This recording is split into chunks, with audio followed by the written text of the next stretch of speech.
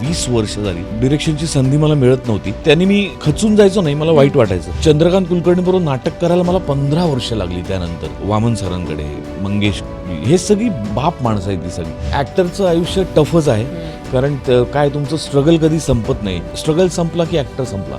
मी प्रचंड lucky actor आहे. Biopic जे ऍक्टर करतात त्यांना ती संधी एकदाच मिळते, मला ती दुसऱ्यांदा मिळाली. तर ज्यांच्या आयुष्यातले रंग उडाले त्यांच्या आयुष्यात पांढरा आणि काळा दोनच रंग उरतात. म्हणून फिल्म ब्लॅक अँड व्हाईट आहे. मला असं वाटतं नाटक आईबाप आहे आणि मालिका आणि चित्रपट शाळेतले, कॉलेजमधले शिक्षक आहेत. एक रंगमंचावरचा वावर आणि एक पडद्यावरचा वावर हा तुम्हाला शिकता आला पाहिजे. हा रियाज आहे. माझा चेहराच इतका उर्मट आहे, उद्धड आहे, की लोकांना असं वाटतं हा उद्धड बोलणार. आणि मी बोलायचो पण बरेच वर्ष. मी एकदा त्याला कमिट केलं एखाद्याला एक प्रोजेक्ट, मग जीव गेला तरी मी ते प्रोजेक्ट करणारच. काही झालं तरी करणार, कितीही अडचणी होते.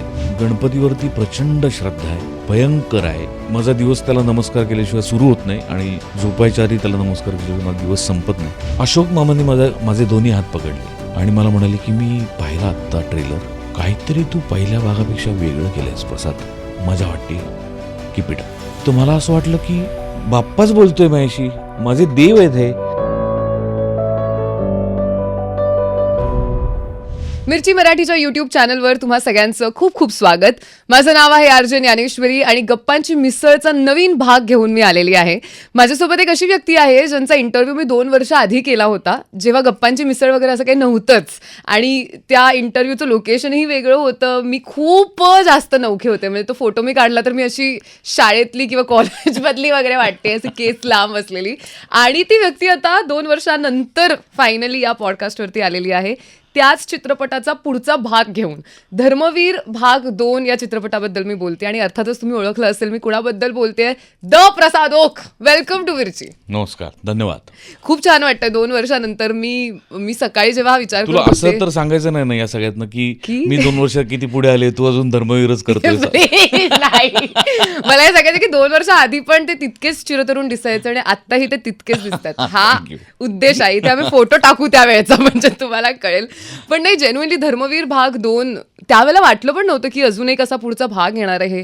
त्याच चित्रपटाबद्दल इतकं काय काय होतं बोलण्यासाठी की सगळे त्यातच भारावून गेलेले. पण फायनली भाग 2 येतोय आणि त्याच्याबद्दल खूप गप्पा मारायच्याच आहेत. पण सगळ्यात आधी मला असं वाटतं की अभिनेता तर आहेच, दिग्दर्शक ही आहे. आत्ता जास्त काय वाटतंय, अभिनेता प्रसाद ओक जास्त स्ट्रॉंगली आहे की दिग्दर्शक प्रसाद ओक जास्त स्ट्रॉंगली आहे? तर मी कसं याचं उत्तर देऊ, तूच मला याचं उत्तर दे, मलाच जाणून घ्यायला आवडेल. म्हणजे तुम्हाला जास्त काय करावं असं वाटतं? नाही, मला दोन्ही करावं असं वाटतंय, कारण दोन्हीकडे प्रोजेक्ट्स खूप चांगली आहेत. म्हणजे धर्मवीर भाग 2 येतोय, त्याच्यानंतर जिलबी नावाचा एक सिनेमा येतोय, मग मीरा नावाचा एक सिनेमा येतोय, मग वडापाव नावाचा सिनेमा येतोय, जो मी पहिल्यांदा डिरेक्ट करून पहिल्यांदा कामही केलंय, कारण तो माझा 100वा चित्रपट आहे म्हणून. आणि त्याच्यानंतर डिरेक्टर म्हणून लाईनअप पण चांगला आहे, म्हणजे ऊर्जा वाटावी असा आहे की निळू फुलांचं बायोपिक आहे, त्याच्यानंतर पठ्ठेबापूर्वांवर चित्रपट आहे, मध्ये अजून एक चित्रपट मी अनाऊन्स करीन लवकरच. दोन्हीकडे मला तर दोन्हीकडे आवडत आहे. हा सिलेबसच नाहीये, एवढा नसतोच सिलेबस कोणाचा. हे काय म्हणजे आणि एवढं सगळं बोलून बस एवढंच आहे वगैरे हे नाहीच आहे. म्हणजे मला असं मी आठवते की साधारण आता पुढच्या काही 1-2 वर्षामध्ये किंवा महिन्यांमध्येच काही आपण किती वेळा भेटू, कारण सतत काही ना काहीतरी प्रोजेक्ट येते, which is a great thing, touch wood to that. पण जेव्हा तुम्ही पुण्यातून मुंबईत आला होता तेव्हा दिग्दर्शक व्हायचं हेच मुळात डोक्यात होतं, राईट? पण हे दिग्दर्शकच व्हावं असं का वाटत होतं तुम्हाला? म्हणजे त्यावेळेला तुम्ही असं काय बघत होतात पुण्यात किंवा काय करत होतात जेणेकरून अभिनेता नाही वाटलं, गायक नाही वाटलं, संगीतकार नाही वाटलं, पण दिग्दर्शक वाटलं? नाही, तो ओढा दिग्दर्शनाकडेच होता. म्हणजे सुरुवातीपासून आमचा जो ग्रुप पण जमला, कॉलेजचा पण आणि कॉलेज संपल्यानंतरचा पण, त्याच्यातही मी एकांकिका बसवायलाच लागलो आपसूक. म्हणजे मला त्यात काम करावं, मी मेंदूल करावं असं मला तेव्हाही नाही वाटलं. कॉलेजमध्येही मी डिरेक्टही केल्या बऱ्याच एकांकिका. कॉलेज संपल्यानंतरही राज्यस्तरीय एकांकिका स्पर्धांमध्ये मी खूप एकांकिका दिग्दर्शितच केल्या. त्यामुळे दिग्दर्शनाकडेच ओढा होता, दिग्दर्शक होण्याचंच स्वप्न होतं. ॲक्टर म्हणजे मी ॲक्टिंग करायचो पुण्यात, नाही असताना नाही असं नाही, पण मुंबईत आल्यानंतर पण श्रीरंग गोडबोलेंचा असिस्टंट म्हणून मी मुंबईत आलो आणि ते नाटक दुर्दैवाने बंद पडलं. राईट. पण त्या नाटकात जो कलाकार तालमीला यायचा नाही त्याच्या जागी मी उभा राहायचो अच्छा, प्रॉक्सी म्हणून.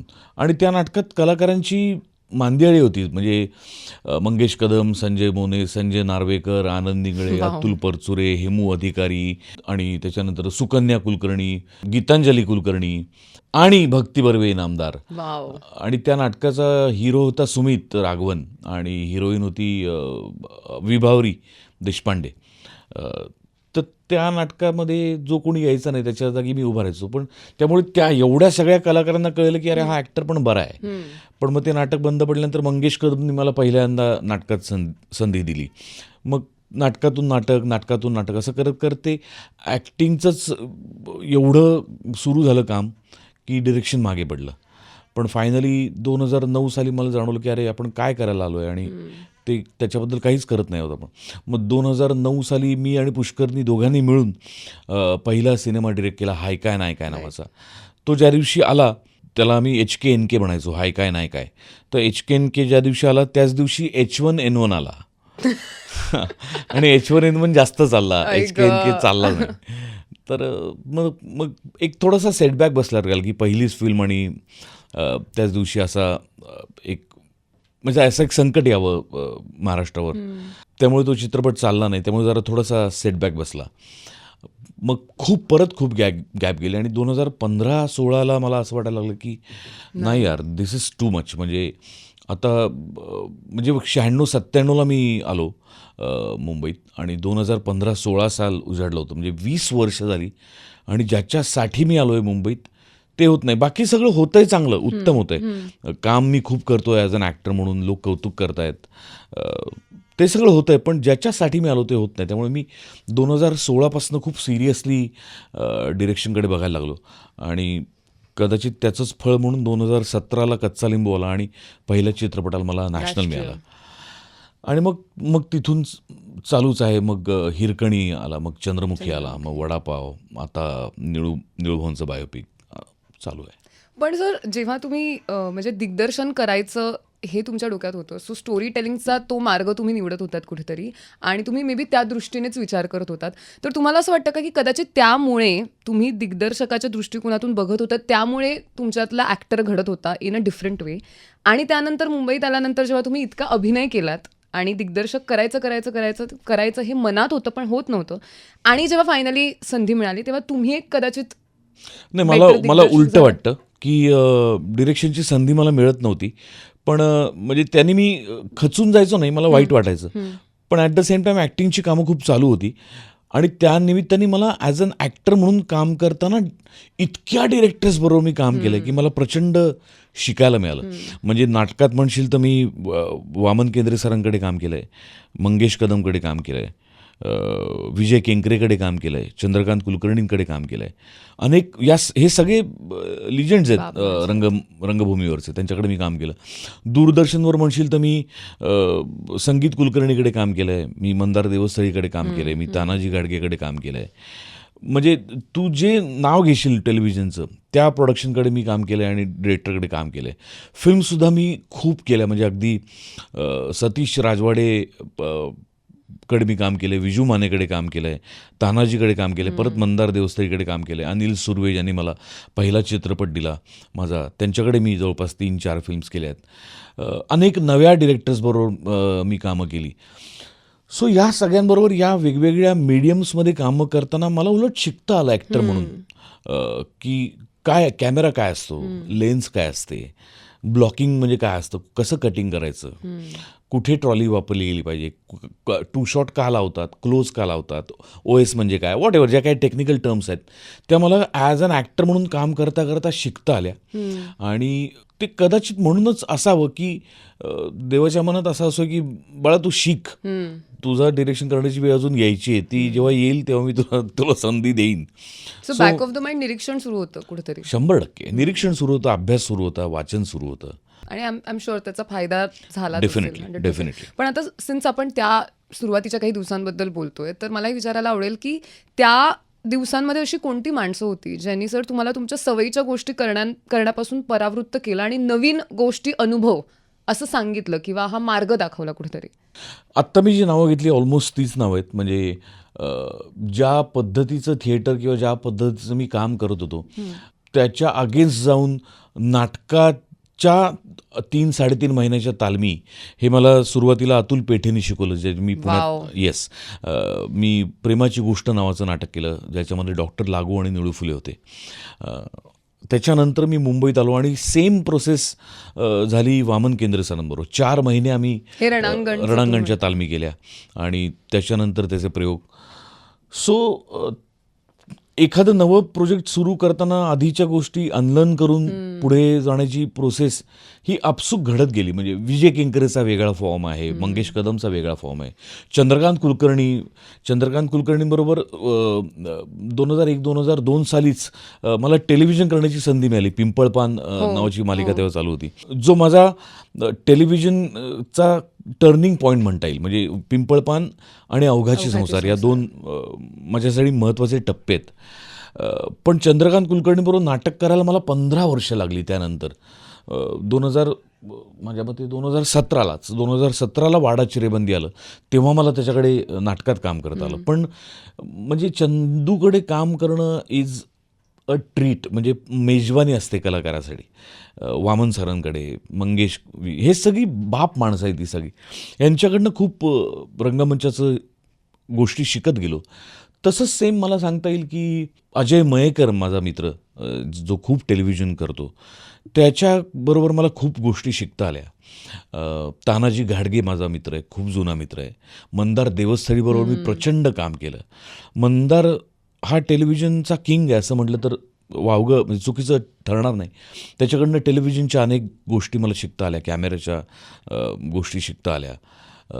त्याच्यानंतर मग मी सारेगमप हा एक टप्पा आला माझ्या आयुष्यात. सो ती पण एक गाणं, समोरच्याचं गाणं ऐकणं आणि आपलं गाणं त्यांच्यासमोर मांडणं ही एक वेगळी थॉट प्रोसेस माझ्या आयुष्यात आली. कारण माझ्या समोर जे सगळे होते ते सगळे गाणं शिकलेले होते. मी एकटाच गाणं न शिकलेला होतो. सो त्यांच्या समोर मला उभं राहायचं होतं. सो अशा वेगवेगळ्या गोष्टी टप्प्याटप्प्यावर शिकत गेलो आणि त्याच्यामुळे आज जो काही दिवस बघतोय तो सगळ्या त्या प्रवासाचं देणं आहे असं मला वाटतं. किती छान. पण असं झालेलं का त्यावेळेला की जसं पुण्यात राहिल्यामुळे नाही म्हटलं तरी आपण जिथे राहतो तिथे एक कम्फर्ट झोन आपला क्रिएट होतो एका पॉईंट नंतर, डेफिनेटली. आणि मग एका नवीन शहरामध्ये असेही प्रश्न आपल्याला पडूच शकतात ना की पण का, म्हणजे कठीण पेपर का निवडायचा आहे, म्हणजे इथे इतकं थिएटर चाललंय, इथे इतक्या गोष्टी होत आहेत, मी कशाला पुन्हा सुरुवातीपासून सुरुवात करू? नाही ना, पुण्यामध्ये मी जेव्हा पुणे सोडलं 96-97 साली, तेव्हा पुण्यात एवढं ओपनिंग नव्हतं. नाटकाच्या पण अगदी मोजक्या संस्था होत्या, पण त्या खूप काम करणाऱ्या होत्या. चंद्रलेखा, कलावैभव, सुयोग, चिंतामणी, खूप वेगवेगळ्या पद्धतीची नाटकं या संस्था आणत होत्या. त्या मानाने पुण्यातली नाट्यसंस्था खूप लिमिटेड होत्या. दिग्दर्शक खूप कमी होते पुण्यात. चित्रपटांची संख्या सुद्धा पुण्यात संजय सुरकर, कांचन नायक, जब्बार पटेल, ह्याच्या पलीकडे मला नावच आठवत नाही आत्ता. किंवा तेव्हा फक्त दूरदर्शन सह्याद्री एवढाच एक चॅनल होता, बाकी चॅनल सुरूच झाले नव्हते. पण त्याचंही पुण्यात फार कमी शूटिंग व्हायचं, ते पण सगळं व्हायचं मुंबईत. सो मी माझ्यापेक्षा हा विचार मंजूनी जास्त केला की आत्ताच जर तू हे पाश तोडलेस तर मग नंतर त्याच्या मोहात तू अडकणार नाहीस. आत्ताच जर तू तिकडे गेलास ना तर मग पुढे हे सोपं होत जाईल सगळं. त्यामुळे तिने मला खूप फोर्स केला. आणि हे लग्नाच्या आधी, आमचं लग्न पण झालं नव्हतं तेव्हाच मी मुंबईत आलो. 96-97ला मी मुंबईत आलो, 98ला माझं लग्न झालं. आणि हा निर्णय म्हणजे आता बघायला गेलं तर आपल्याला असं वाटतं की हा एखादी व्यक्ती आली असेल पुण्यावरनं मुंबईत, पण त्या क्षणी आय एम शुअर किती प्रश्न येत असतील मनामध्ये की इथे काहीच नाहीये, परत सुरुवातीपासून सुरुवात करायची आहे, कशाला पत्ता नाहीये. It is very tough. Very tough. It was very tough. Still ॲक्टरचं आयुष्य टफच आहे. कारण काय, तुमचं स्ट्रगल कधी संपत नाही.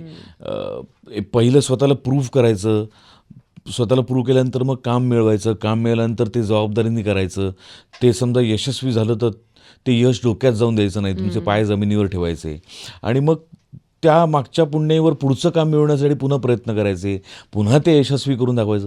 सो ॲक्टरचा स्ट्रगल संपला की ॲक्टर संपला असं मला मनापासून वाटतं. अर्थात धर्मवीर भाग 2 कडे आता मला यायचं आहे. भाग 1च्या वेळेला आपण खूप गप्पा मारलेल्या आणि जनरली सिक्वलमध्ये असं बऱ्याच वेळेला होतं की जी गोष्ट ज्या पॉईंटला आधी सुटते तिथून ती पुढे जाते आणि एक अजून काहीतरी वेगळं अवकाश आपण एक्सप्लोर करतो. पण धर्मवीरच्या बाबतीत एक खूप खूप ट्रिकी गोष्ट आहे की एक असा माणूस ज्याची लिव्ड रियालिटीच दाखवताय तुम्ही. पहिल्या भागामध्ये त्याचे अनेक पैलू दाखवले. त्याचं एक लोकांना असं वाटलं असेल की ओके हे एक बायोपिक आहे, हे संपलं. आता भाग 2 मध्ये त्याच व्यक्तीचं आयुष्य त्यांनीच जे एक्सप्लोअर केलंय ते पुन्हा एकदा दाखवायचं, पण तरीसुद्धा त्यात एक प्लस काहीतरी व्हावं असं स्वाभाविकपणे एक ॲक्टर म्हणून वाटतं. तर ही प्रोसेस किती चॅलेंजिंग होती? नक्की तुम्ही स्वतःला काय सांगितलं? ॲक्च्युली चॅलेंजिंगपेक्षा एक इंटरेस्टिंग होती खूप आणि लर्निंग प्रोसेस होती. कारण मला सांग, मी काल परवाच कुठेतरी बोललो की मी प्रचंड लकी ॲक्टर आहे. बायोपिक जे ॲक्टर करतात त्यांना ती संधी एकदाच मिळते, मला ती दुसऱ्यांदा मिळाली So परत, true. है ना. सो नाटकात जसं आपण आजच्या प्रयोगात एखादा फंबल झाला, एखादा डायलॉग मिस झाला, एखादी मुमेंट चुकली तर ती रिपेअर करण्याची संधी आपल्याला पुढच्या प्रयोगात मिळते. पण पिक्चरचं तसं नसतं. एकदा तो शॉट झाला, प्रिंट झाला पडद्यावर की संपला विषय. राईट. सो या निमित्ताने मला धर्मवीर भाग 1 पुन्हा एकदा पाहता आला. ॲक्टर म्हणून त्यावेळची ती सगळी नवी प्रोसेस होती, नवी जबाबदारी होती, दडपण होतं प्रचंड. त्या दडपणाखाली ॲक्टर म्हणून माझ्या काही चुका झाल्या ज्या मलाच माहिती आहेत फक्त, ज्या लोकांना कळलेल्या पण नसतील कदाचित, मे बी. तर की बाबा हा लुक मला चांगला देता आला असं, किंवा ही लेन्स लावलेली असताना मी इकडे लुक द्यायला हवा होता, किंवा जेव्हा टायटर क्लोज येईल तेव्हा मी कसं रिॲक्ट व्हायला हवं होतं, बॅक पोश्चर माझं अजून चांगलं व्हायला पाहिजे का. बापरे. अशा अनेक गोष्टी मला पहिला भाग बघताना जाणवल्या, ज्या काही ॲक्टर म्हणून मला त्रुटी जाणवल्या, मला ज्या उणिवा जाणवल्या, त्या मला रिपेअर करता आल्या भाग 2मध्ये. आणि ही संधी मिळतच नाही कुणाला, ती फक्त मला मिळाली आहे. सो माझ्यासाठी फार इंटरेस्टिंग प्रोसेस होती. आणि एक कॅरेक्टर पडद्यावरती आलं आहे, लोकांनी त्याच्यावरती अतोनात प्रेम केलं आहे, आणि आता तेच कॅरेक्टर पुन्हा येतं आहे डबल दिमाखात किंवा डबल जोशात असं म्हणू. भाग 2 आहे तर अजून लोकांना काहीतरी त्याच्याकडनं एक्सपेक्ट असावं, तर ते एक्सपेक्टेशन आपल्याला पूर्ण करता आलं पाहिजे. त्यामुळे आत्ताचा प्रवास हा दुप्पट जबाबदारीचा होता, दुप्पट टेन्शनचा होता. की असं नाही लोकांना वाटलं पाहिजे की याने मागच्या भागात काय हेच केलं, मागच्या भागात असं नाही वाटायला पाहिजे. पण याच्यासाठी सगळ्यात महत्त्वाचा माणूस होता तो म्हणजे प्रवीण तरडे. राईट. मला टेन्शन होतं की आता हा लिहितोय काय. त्यांनी मुळात लिखाणातच मला एवढं सरप्राईज केलं की तो फार वेडा माणूस आहे. त्याच्यावर सरस्वतीचा वरदहस्तच आहे. म्हणजे खरंय. त्यांनी ज्या पद्धतीने याही भागात कॅरेक्टर आणलं, दिघे साहेबांचं ज्या पद्धतीने मांडलं, नॉन लिनियर त्याचा फार आवडता फॉर्मॅट आहे, तोच त्यांनी या भागातही वापरला आहे. पण ज्या पद्धतीने दिघे साहेब येतात ते खूप रंजक आहे आणि ते पडद्यावर बघण्यासारखंच आहे. म्हणजे पण त्यामुळे मला फार मजा आली जेव्हा मी वाचलं पहिल्यांदा की तो कसं आणतोय, काय करतोय, आणि मग एक एक सीन तो मला देत गेला. मी थक्क होतो त्याच्या विचारशक्तीवर, त्याच्या डायलॉग्स मांडण्याच्या पद्धतीवर, विचार मांडण्याच्या पद्धतीवर. आणि माझ्या असं लक्षात आलं की ह्यांनी पण जबरदस्त अजून अभ्यास केला आहे. सो आता आपल्याला ॲक्टर म्हणून अजून केलाच पाहिजे अभ्यास. सो तो अभ्यास केला. परत जसं मी म्हटलं तसं की बॉडी पोश्चर्स, काही जेस्चर्स कधी थोडी लाऊड झाली होती ती कमी केली, काढून टाकली. किंवा धर्मवीर भाग 1ला लहान लहान मुलांचा प्रचंड प्रतिसाद मिळाला होता. म्हणजे लहान मुलांना दिघे साहेबांचं कॅरेक्टर प्रचंड आवडलं होतं, भावलं होतं. ती गोष्ट लक्षात ठेवून यावेळेला मेकर्सनी म्हणजे प्रवीणनी, मंगेशनी ठरवून सिगरेट एकदाही दाखवली नाही दिघे साहेबांच्या हातात, किंवा एकही शिवी नाही आहे तोंडात. या गोष्टी आम्ही सांभाळायचा प्रयत्न केला, अजून मॅच्युअर्डली काम करायचा प्रयत्न केला. एकंदर प्रोसेस माझ्यासाठी खूप मजेशीर होती, फायदेशीर होती ॲक्टर म्हणून.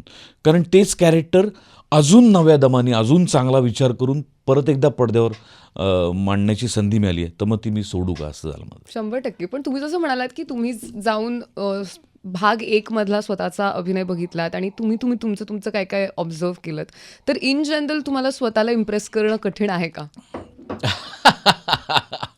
हो, कठीण आहे.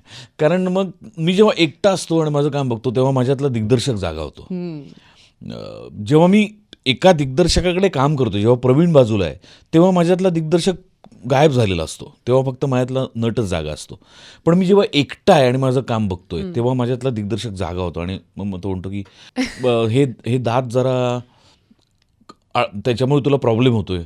मग आमचे विद्याधर भट्टे काका ज्यांनी माझा लुक डिझाईन केला त्यांच्याशी मी डिस्कस करून सांगितलं की ते दात थोडेसे माझ्या जिभेच्या आड येत आहेत, त्यामुळे बोलताना जो त्रास होतोय तो थोडा कमी व्हायला पाहिजे, तो व्हायला पाहिजे पण तो कमी व्हायला पाहिजे.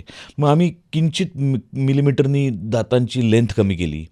किंवा पूर्वी व्हायचं काय, दिवस मला ते डेंचर लावून बसायला लागायचं, तर तुझे ओठ असे फाकवले जातात ना वरचे, त्यामुळे असं सतत राहून अख्खा दिवस वीग आहे डोक्यावर, बापरे. दाढी आहे, मिशी आहे, तर ना इरिटेशन व्हायला लागतं, डोकं खाजायला लागतं, पण खाजवता येत नाही कारण वीग हलू शकतो. सो ते स्टिफ राहायचं, त्याच्यामुळे ना डोकं दुखायला लागतं हळूहळू आणि इथे ताण यायला लागतो. त्यात थोडंसं जास्त वजन होतं मागच्या भागात त्या डेंचरचं. मग ते वजन कमी करता येईल का ही चर्चा झाली. मग ज्या पहिल्या भागात ज्या अंगठ्या वापरल्या होत्या त्या अंगठ्या घासून, म्हणजे आता हरकत नाही तुला दाखवायला, त्यांच्या हातामध्ये बऱ्याच माळा, बरेच धागे दोरे गंडे असं असायचं. त्या कुठल्या तरी धाग्याचं किंवा कशाचं मला काय झालं माहीत नाही, ते इन्फेक्शन अजूनही तसंच आहे. अरे बापरे. म्हणजे ते बरं होतं, ते परत होतं, ते बरं होतं, ते परत होतं, ते चालूच आहे. किंवा ते 2-2 एक म्हणजे अशा 10 बोटांमध्ये जवळपास 14-15 अंगठ्या आहेत. तर त्या अंगठ्या घालून इथे जे पण ते काय, मला असं वाटतं की ते मला या पिक्चरने काय दिलं, तर मला हे दिलं की आयुष्यभर तुझ्या लक्षात राहील की तू कोणाचा रोल केला आहेस. म्हणजे प्रेक्षकांचं प्रेम तर आहेच निश्चित आहे, पण एक कायमची आठवण दिघे साहेबांची राहावी. कारण ती घातल्यानंतर ना सगळ्या बोटांमध्ये अंगठ्या आहेत, रुद्राक्षाच्या माळा आहेत, ते पेन आहे, तो नॅपकिन आहे, तर ना तो माणूस असा तुझ्यात शिरतोय की काय असा फील यायला लागतो आणि तो खूप काही देऊन जातो. तर या छोट्या मोठ्या गोष्टींवर आम्ही बराच विचार केला भाग 2च्या निमित्ताने. पहिल्या भागापेक्षा अजून वेगळी काही डायलॉग डिलिव्हरी करता येईल का, किंवा चालण्यात थोडा बदल करायचा का. प्रवीणशी बऱ्याच गोष्टी डिस्कस केल्या गेल्या. कारण काय आहे, ते आपल्याला आजच्या जगामध्ये आपण नॅरो बॉटमच्या पॅन्ट घालतो, जीन्स घालतो, त्याचा बॉटम टाईट असतो. दिघे साहेबांच्या वेळेचा काळ तो त्या बेल बॉटमचा आहे. मग ती चप्पल घातली की तो बॉटम पायात यायचा, मग ती चप्पल अडकायची, कधी त्याची सवय नसते. मग त्याच्यावर काही उपाय करता येईल का, अशा बऱ्याच गोष्टींवर चर्चा झाली आणि भाग 2चं शूटिंग झालं. किती काय काय असतं ना, म्हणजे आत्ता ऐकताना असं वाटतं की बाप रे, there are so many things. पण आता बायोपिकचा विषय निघालाय तर अर्थातच पठ्ठे बापूरावांचं असेल किंवा निळूभाऊंचं जे तुम्ही करताय, बायोपिक करताना त्या माणसाची समाजामध्ये किंवा लोकांमध्ये जी प्रतिमा आहे, त्यांचं जे इमॅजिनेशन आहे ते एक झालं. त्यानंतर एक कलाकार म्हणून तुम्ही जसं त्यांना परसिव्ह करता, तुम्ही त्यांच्यातलं माणूस पण जास्त काढता किंवा कला जास्त काढता किंवा एक समाजवाद जास्त काढता, काय काढता तो ॲस्पेक्ट, आणि हे सगळं एका चित्रपटाच्या भाषेमध्ये रिक्रिएट करणं, ह्याच्यातला बॅलन्स एक दिग्दर्शक म्हणून तुम्ही कसा हँडल करता? नाही, तू विचारलंस त्यातला निम्मा भाग तर लेखकाकडे जातो की तो कागदावर कसं उतरवतोय, ती व्यक्तिरेखा कशी उतरवतोय, त्याच्या आयुष्यात घडलेले सीन नाट्यपूर्ण पद्धतीने तो कागदावर कसे मांडतोय. त्यामुळे मला कायम असं वाटतं की कुठल्याही क्षेत्रात लेखक हा सर्वोच्च स्थानी आहे, कारण त्याला शून्यातून निर्माण करायचं आहे. ॲक्टर आणि डिरेक्टरचं काम लेखका इतकं अवघड नाही, कारण लेखकाने त्याला दिलंय काय करायचंय ते. ॲक्टर ते वाचून ते परफॉर्म करणार आहे, डिरेक्टर ते वाचून इमॅजिन करायला लागणार आहे की हा सीन मला कसा करायचा. सो माझ्या लेखक हा सर्वोच्च स्थानी आहे. त्यामुळे तू म्हणालीस त्यातला अर्धा भाग लेखकाच्या बाबतीत येतो की आता फॉर एक्झाम्पल निळू फुलेंचा बायोपिक आहे, तर किरण यज्ञोपवीतनी हा चित्रपट लिहिला आहे.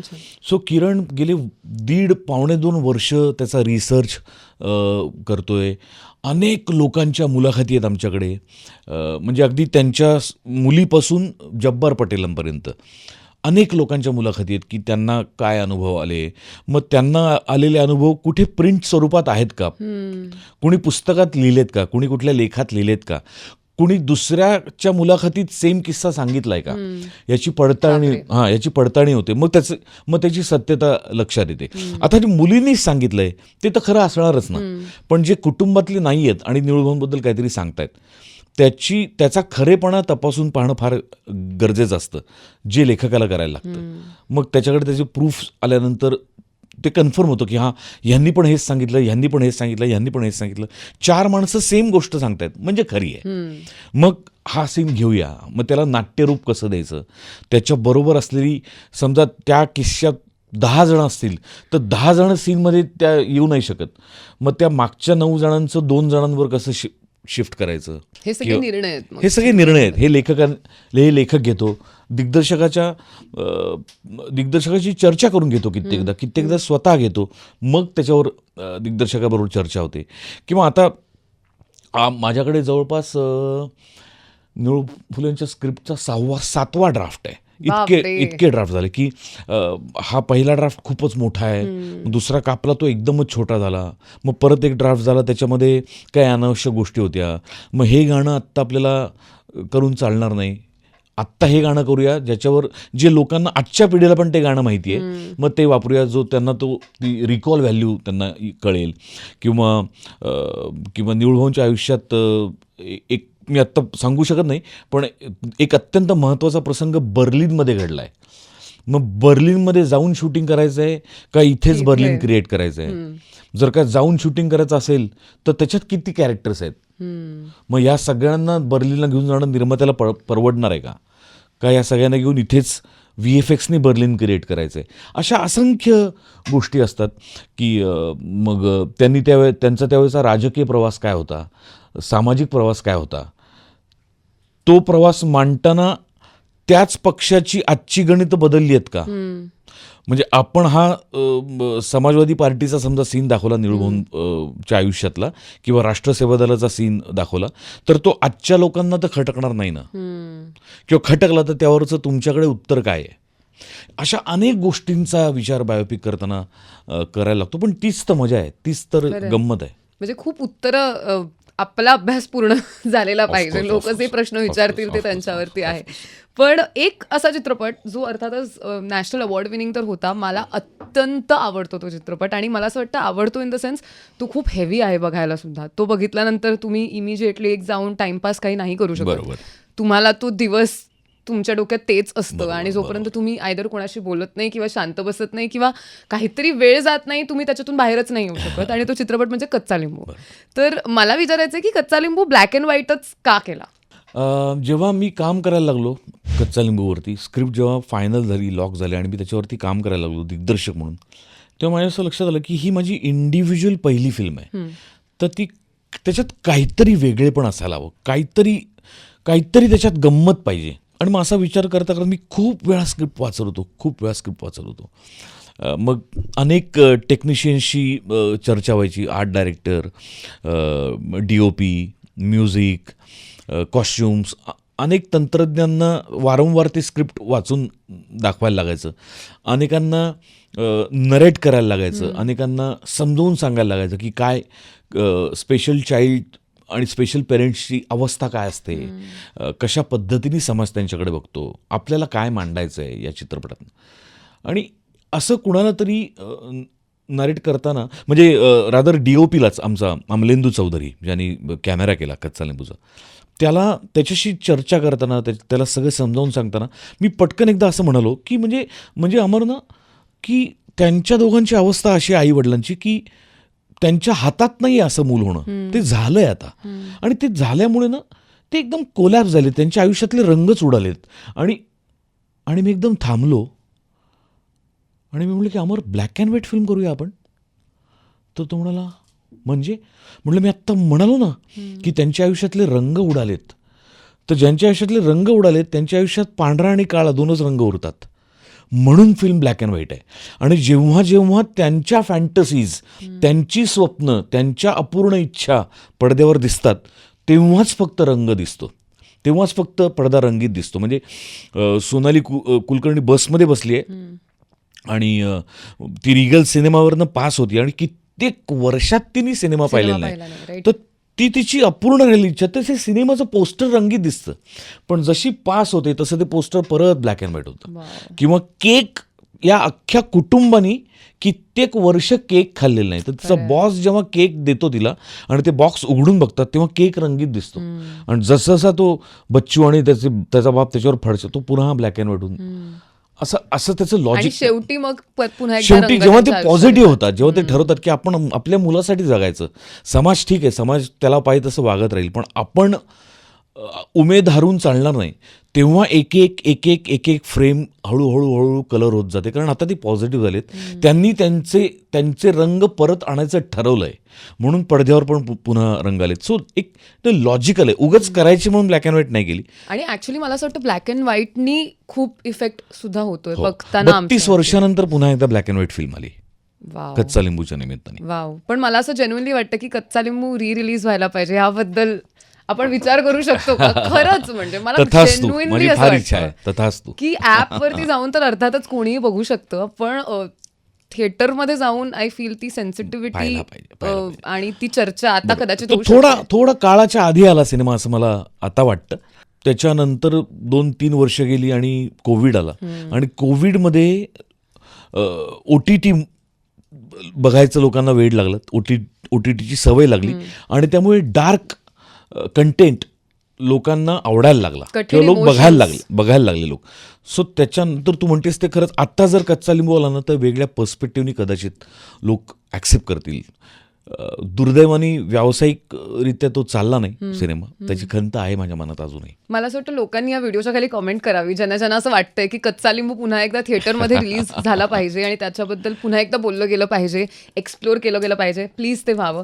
रवी सर आलेले तेव्हा त्यांनी सांगितलं की कसं तुम्ही त्यांना कठीण पेपर दिलात. आधी त्यांना फक्त माहीत होतं की एक फिल्म करायची आहे, आणि नंतर त्यांना कळलं की सचिन खेडेकरही आहेत आणि सोनाली कुलकर्णीही आहे, आणि ते इतकं रंगवून सांगत होते किस्सा, आणि मला इतकी मजा येत होती. पण cut to the film is something else. जितक्या लोकांनी पाहिली नसेल, प्लीज जाऊन कच्चा लिंबू नावाची फिल्म पहा. If I am not wrong Zee five वरती आहे ती फिल्म. प्लीज जाऊन बघा.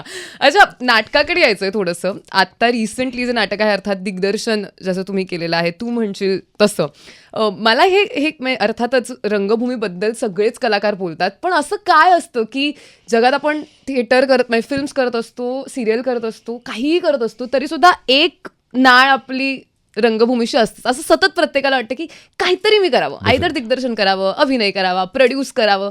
काय तो बॉन्ड आहे नक्की? मला सांग, कलाकार कशासाठी जगतो? कौतुकासाठी. करेक्ट.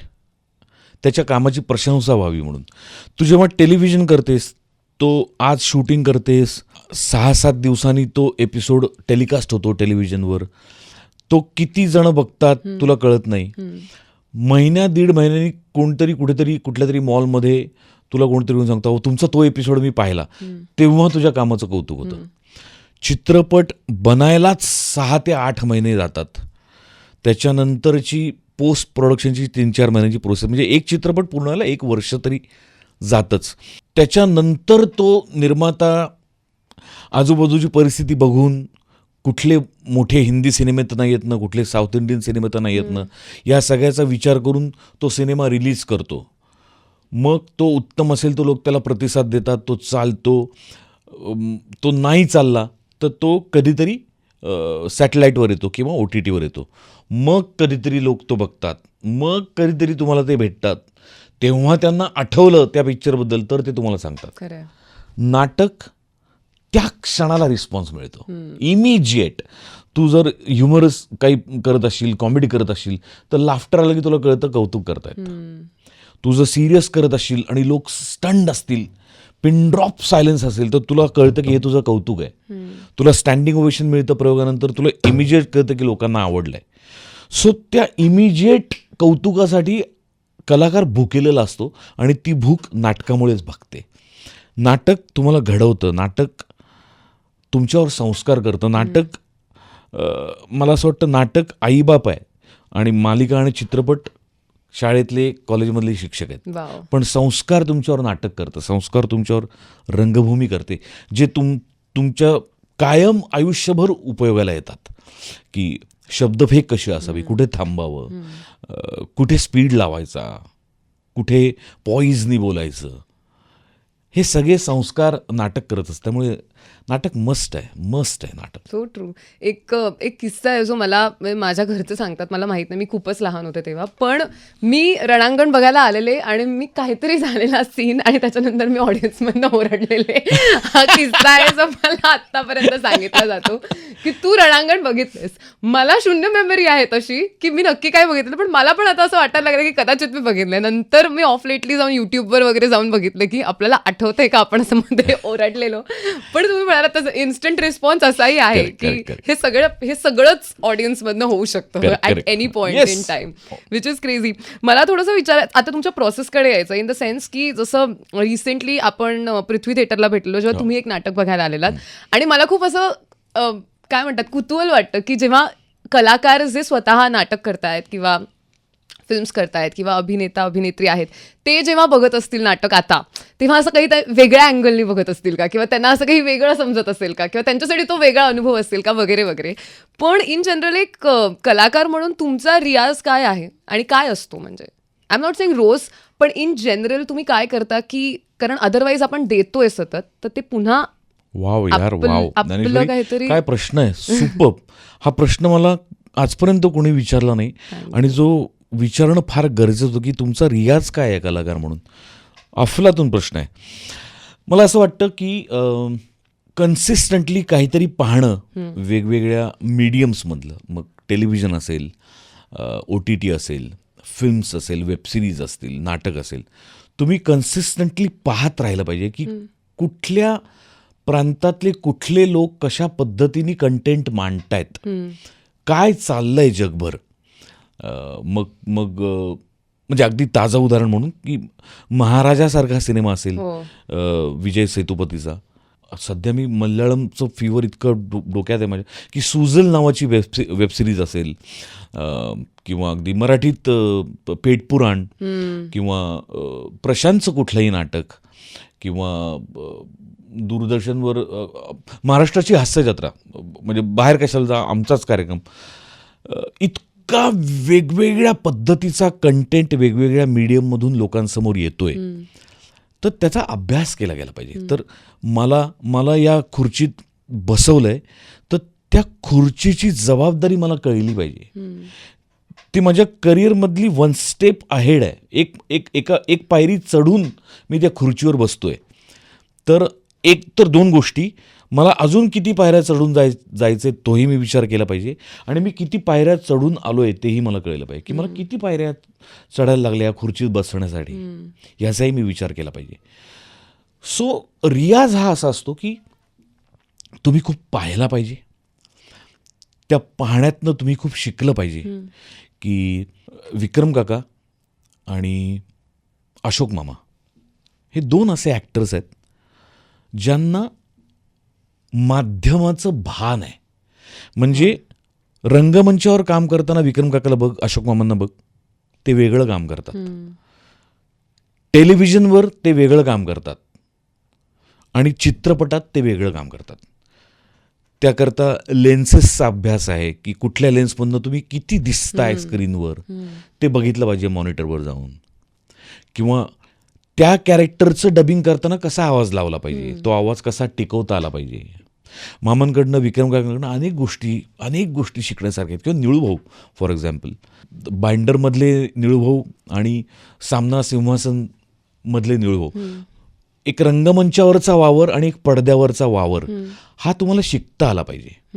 हा रियाज आहे की तुम्ही दिसताय कसं, छोट्या पडद्यावर तुम्ही कसे दिसताय, मोठ्या पडद्यावर तुम्ही कसे दिसताय, रंगभूमीवर तुम्ही कसे तुम्हाला स्वतःला पाहता आलं पाहिजे, तुम्हाला आत्मपरीक्षण करता आलं पाहिजे की आपलं चाललंय ते बरोबर चाललंय ना का नाही चाललंय, काय करायला पाहिजे. अजून एक महत्त्वाचा मुद्दा म्हणजे वाचलं पाहिजे, खूप वाचलं पाहिजे. वेगवेगळ्या प्रकारचं वाचन केलं पाहिजे. म्हणजे व्यक्तिचित्र वाचली पाहिजेत, नाटकं वाचली पाहिजेत, कादंबऱ्या वाचल्या पाहिजेत, कविता वाचल्या पाहिजेत, जेणेकरून तुमच्या वेगवेगळ्या भूमिकेतून तुम्हाला येणारा डायलॉग तुम्हाला वेगवेगळ्या रिदमनी म्हणता आला पाहिजे. तर लोक म्हणतील ना की तू वर्सटाईल आहेस, तू काहीतरी वेगळा प्रयत्न करतोयस. सो रियाज मला असं वाटतं की हाच आहे, वाचन आणि पाहणं आणि आत्मचिंतन आत्मपरीक्षण कलाकारांनी करायला हवं.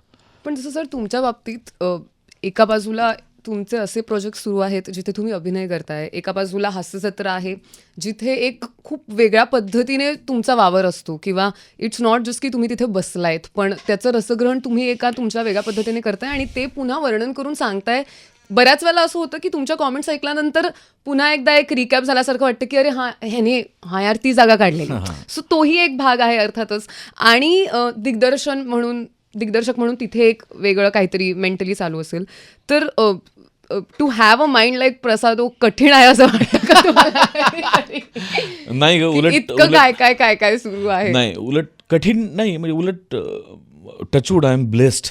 देवानी काय विचार केला असेल माहीत नाही, पण जिथे बसवलंय तिथे तू चांगलं काम कर मे बी, असं त्याच्या मनात असेल कदाचित. आणि मला त्याचा माझ्यावरचा विश्वास डगमगू द्यायचा नाही आहे काय. पण एक मात्र आहे की जिथे मी असतो तिथेच मी असतो. म्हणजे हास्यजत्रेच्या खुर्चीवर मी निळूभाऊंच्या स्क्रिप्टचा विचार नाही करत. पण हे अक्वायर्ड स्किल असेल ना सर? हां, ऑफकोर्स ओव्हर द एक्सपिरियन्स आहे, ऑफकोर्स.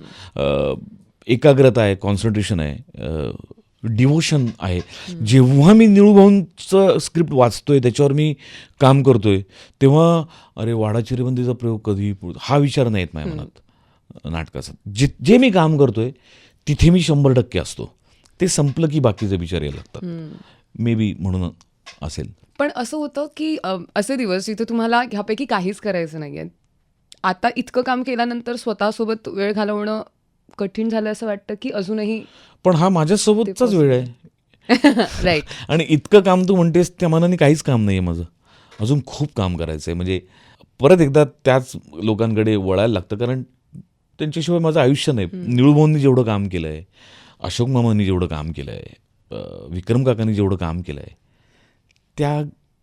त्याच्या तुलनेत आपण शून्य आहोत. काहीही नाही केलेलं. अजून खूप काही करायचं आहे, खूप काही मिळवायचं आहे, खूप काही सिद्ध करायचं आहे. चालू आहेत प्रयत्न. इंटरेस्टिंग. अच्छा, 2 चित्रपट आहेत, वडापाव आणि जिलबी. तर साधारण एक ऑडियन्स म्हणून आमचं पोट भरण्यासाठी चित्रपट आहे की कसं? कारण खूपच इंटरेस्टिंग नाव आहेत. म्हणजे ह्याच्यापेक्षा बेसिक काय असू शकतं माणसाच्या आयुष्यामध्ये? वडापाव तर असतोच, जिलबी पण असते. रेडिओवरती माझ्या शोचं नाव सीधी जलेबी आहे, तर जिलबी तिथेही आहे माझ्या आयुष्यात. तर पटकन थोडंसं या दोन्ही चित्रपटांबद्दल ऐकायला आवडेल. जिलबी हा सिनेमा माझा एक मित्र आहे नितीन कांबळे नावाचा. फार डायनॅमिक डिरेक्टर आहे, उत्तम दिग्दर्शक आहे, टेक्निकल त्याचा सेन्स उत्तम आहे. आणि खूप वर्ष वेगवेगळ्या पद्धतीने तो स्वतःला प्रूव्ह करण्याचा प्रयत्न करतो आहे. आणि तो 4था 5वा असिस्टंट होता तेव्हापासूनचा माझा मित्र आहे. सो नितीन जे प्रामाणिकपणे प्रयत्न करतात ना, त्यांच्यासाठी प्रसाद कधीही आहे available any time. So Nitin जेव्हा चित्रपट करतो आणि मला विचारतो, तेव्हा मी त्याला विचारत पण नाही, कारण तो वाईट काही माझ्याकडे घेऊन येतच नाही कधी. तो उत्तमच आणतो माझ्याकडे सगळं. दुसरं महत्त्वाचं कारण म्हणजे स्वप्नीलने आणि मी कधीच एकत्र काम केलं नाही आजपर्यंत. आणि स्वप्नील मस्त आहे, मला स्वप्नील आवडतो. आणि त्याची अशी इच्छा होती की कधीतरी काहीतरी छोटं का होईना आपण एकत्र करायला हवं. सो जिलबीच्या निमित्ताने ते साध्य झालं आणि नितीनबरोबर पुन्हा काम करता आलं. जिलबीचा एक स्पॉइलर आहे जो मी नाही देऊ शकत. जिलबीत मी आजपर्यंत मी नाही देत. जिलबीच्या प्रमोशनला येईन तेव्हा मी सांगेन. पण जिलबीत मी काहीतरी वेगळं केलंय जे मी आधी कधी केलं नाहीये आणि ते मला फार इंटरेस्टिंग वाटलं. वडापाव, अमेय खोपकर माझा खूप जवळचा मित्र आहे. अमेय खोपकर आणि निनाद बत्तीन जे निर्माते आहेत या सिनेमाचे. आणि ॲक्च्युली ती फिल्म मी फक्त डिरेक्ट करणार होतो, मी काम करणार नव्हतो. पण अमेय स्वतः किंवा मंजू माझ्या डिरेक्शन टीममधले, विनोद वनवे वगैरे सगळेच, संजय मेमाणे जो गेले कित्येक वर्ष माझ्याशी असोसिएटेड आहे, या सगळ्यांचं असं म्हणणं होतं की 100वा चित्रपट आहे तर तू काम पण कर, आपण घेऊ सगळं सांभाळून. मला टेन्शन काय असतं की बाय ग्रेस ऑफ गॉड मी छोट्या फिल्म करतच नाही. कच्चा लिंबू बघ, हिरकणी बघ, चंद्रमुखी बघ, निळू फुले, पठ्ठे बापूराव, भद्रकाली, सगळ्या मोठ्याच फिल्म्स आहेत. त्यामुळे तो डोलारा सांभाळताना परत ॲक्टिंग, तर मग कुठेतरी काहीतरी मिस होणार तर नाही ना अशी भीती असते, त्यामुळे मी शक्यतो काम करत नाही. पण या सगळ्यामध्ये वडापाव तशी छोटी फिल्म आहे, फार गोड फिल्म आहे, फॅमिली ड्रामा आहे आणि खूप सरप्रायझिंग फॅमिली ड्रामा आहे, फार गोड फिल्म आहे.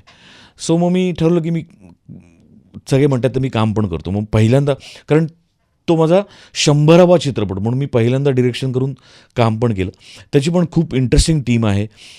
गौरी नलावडे आहे त्याच्यामध्ये, रसिका वेंगुर्लेकर आहे, अभिनय बेर्डे आहे, रितिका श्रोत्री आहे आणि सविता प्रभुणे आहेत. सविता ताईंबरोबर काम करण्याची माझी खूप इच्छा होती, कारण खूप वर्षांपासून मी त्यांना रंगभूमीवर बघतोय. 4 दिवस प्रेमाचे नावाचं त्यांचं नाटक होतं प्रशांतबरोबरचं, अफलातून काम करायच्या सविताताई. सो त्यांच्याबरोबर काम करण्याची इच्छा होती, ती वडापावच्या निमित्ताने पूर्ण झाली. आणि खरोखर जसं नाव आहे तशीच फिल्म पण आहे, खुसखुशीत आहे, चविष्ट आहे, भयंकर फिल्म आणि आवडेल लोकांना असं वाटतं मला. आम्ही वाट बघतो या दोन्ही फिल्म्ससाठी. पण 2 प्रोजेक्ट्सबद्दल मला पटकन बोलायचं. म्हणजे मी ठरवलेलं की आपण एकदम प्रोसेसमध्ये घुसूया, पण आता मला आठवतं तर मी काय करू. पिकासो नावाची एक फिल्म आहे जी मला वाटतं ॲमेझॉन प्राईमवरती स्ट्रीम होते, प्लीज जाऊन बघा. त्या फिल्मबद्दल मी जास्त ऐकलं नाहीये, पण ती फिल्म मला फार इंटरेस्टिंग वाटली, कारण त्याचा लुक आणि फीलच तू पाहिली नाहीस काहीतरी. film? मी पाहिले. त्याचं लुक जेव्हा मी, म्हणजे असं होतं ना की आपण एखाद्या ॲपवर असतो आणि आपल्याला सजेशन्स येतात, तेव्हा ती फिल्म आणि माझं असं झालं की हे काहीतरी वेगळंच आहे. तर थोडंसं मला त्या फिल्मबद्दल जाणून घ्यायला आवडेल. एक गमतीशीर किस्सा सांगतो तुला आधी. मी एक निर्माल्य नावाचा चित्रपट केला होता, अच्छा. जो माझ्या दुर्दैवाने आलाच नाही. तो यायला हवा होता. एक खूप खूप वेगळ्या पद्धतीचं काम केलं होतं मी त्याच्यात, तो आलाच नाही चित्रपट. तर त्या चित्रपटाचा दिग्दर्शक होता आमचा शेखर सरतांडेल. ते शेखर सरतांडेलच्या डिरेक्शन टीममध्ये मला असं वाटतं 2रा-3रा असिस्टंट होता एक मुलगा, आणि तो इंटरेस्टिंग वाटला मला. खूप बोलायचा माझ्याशी, मला वाचायला, सीन वाचायला मदत करायचा की एकदा वाचून घेऊया का वगैरे, आणि त्याचा माझा रॅपो खूप छान झाला. आणि आम्ही जवळपास 25-30 दिवस निर्मल्याचं शूटिंग करत होतो. तर शूटिंग संपताना शेवटच्या दिवशी मी त्याला म्हटलं की मस्त मस्त काम करतोयस तू, मनापासून कर आणि लवकरात लवकर इंडिव्हिज्युअल फिल्म कर, आणि करशील तेव्हा मला विसरू नको. तर तो म्हणाला हो हो दादा हो. आणि मग मध्ये 4-5 वर्ष गेली आणि खरंच तो मुलगा माझ्याकडे आला. वाव.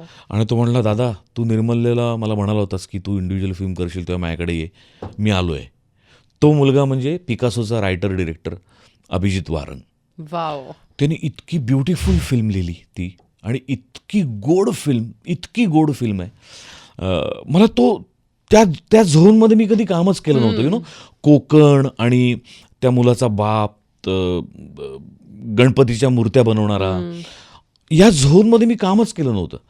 सो मला फार आवडलं ते प्रोजेक्ट, आणि मी इमिजिएट हो म्हटलं त्याला. आणि आम्ही कुडाळमध्ये 10-12 रात्री सगळ्या नाईट शिफ्ट होत्या, आणि ती फिल्म केली आणि मला भयंकर आवडली. आणि त्याला अफाट रिस्पॉन्स OTTवर आणि नॅशनल पण मिळालं त्याला. सो त्या अभिजितच्या कष्टांचं चीज झालं. फार वेगळा विचार करणारा लेखक आहे, दिग्दर्शक आहे अभिजित वारंग. पुन्हा त्याच्याबरोबर काम करण्याची संधी कधी मिळते याची मी वाट बघतोय. बघूया.